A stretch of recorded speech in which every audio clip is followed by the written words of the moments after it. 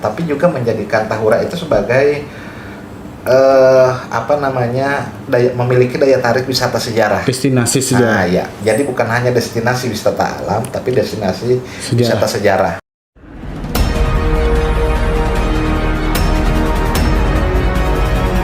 Sampai ke tahun 70 pun Mandiangin sebenarnya bangunannya masih utuh ya. Masih utuh. Sampai 60 dan 70, karena di beberapa koran itu dituliskan bahwa Mandiangin ini dipelihara oleh seorang suami istri ya. Namanya Anang Benggol namanya waktu itu, nama orang dulu yang mengelola Mandiangin sampai dia meninggal. Pengelola ya. Jadi dia mulai dari zaman Belanda itu waktu itu katanya melayani yang namanya Paduka Tuan Besar Konteler. Itu sebenarnya nama lain dari gubernur ya. Gelaran dari gubernur. Nah, waktu itu dia yang melayani orang-orang Belanda yang datang ke situ berwisata ke Mandiangin. Nah, kemudian bangunannya gayanya seperti apa? Jadi bangunannya itu sebenarnya memiliki kemiripan dengan pesanggerahan lain di Kalsel maupun di luar Kalsel. Kalau di Kalsel itu banyak sekali pesanggerahannya, ada di Batu Licin, Tanah Bumbu. Kemudian ada lagi di Kota Baru ada pesanggerahannya. Kemudian ada lagi di wilayah Barabai. Karena memang pesanggerahan itu cukup ini ya, menjadi tempat peristirahatan kalau mereka kunjungan ke daerah. Para pimpinan tadi dari gubernur atau pejabat selalu memiliki tempat pesanggerahan waktu mereka ke daerah. Bahkan di Pelihari juga ada.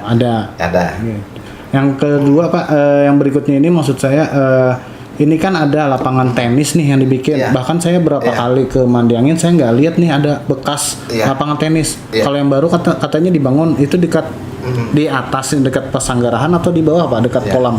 Oke, jadi dari ketiga fasilitas yang dibangun oleh Gubernur HH saat itu, yang sudah mengalami renovasi adalah pesanggerahan.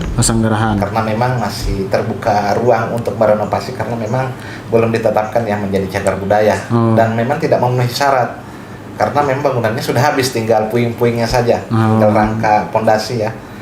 Nah, kemudian kolam itu sudah lama ya direnovasi. Kolam itu sudah dari dulu.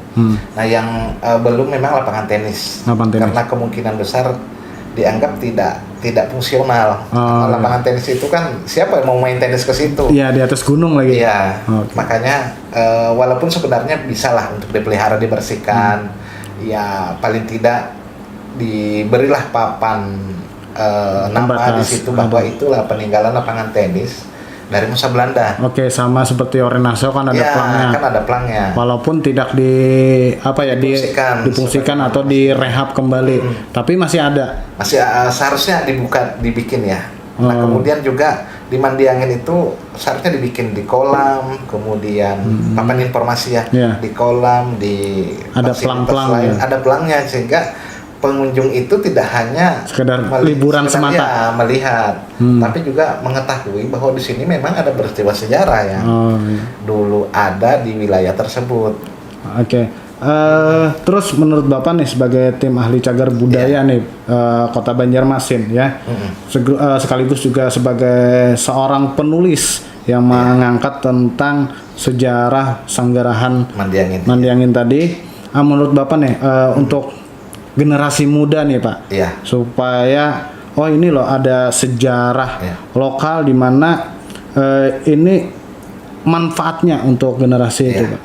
Oke, jadi sebenarnya dari saya mengatakan itu situs ya karena bangunannya banyak di situ, satu kumpulan itu memiliki nilai historis yang begitu tinggi dan tentunya generasi muda itu perlu tahu.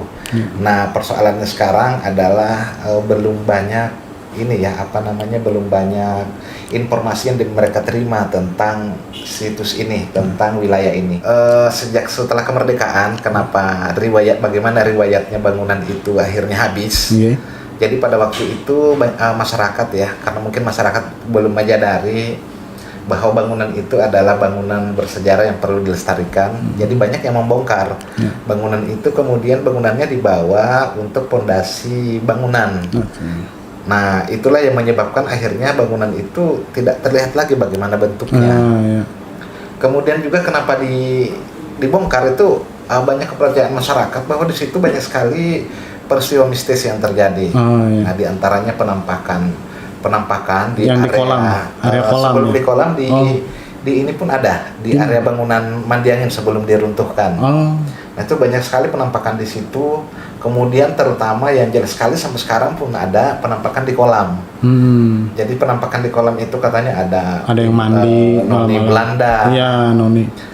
berpakaian putih, wanita Belanda yang berpakaian putih dan sebagainya. Dan itu memang benar adanya ya, karena saya teliti kembali di foto-foto lama, memang ada wanita Belanda yang pernah mandi di situ, dan itu terekam di dalam foto yang diambil di sekitar tahun 1939.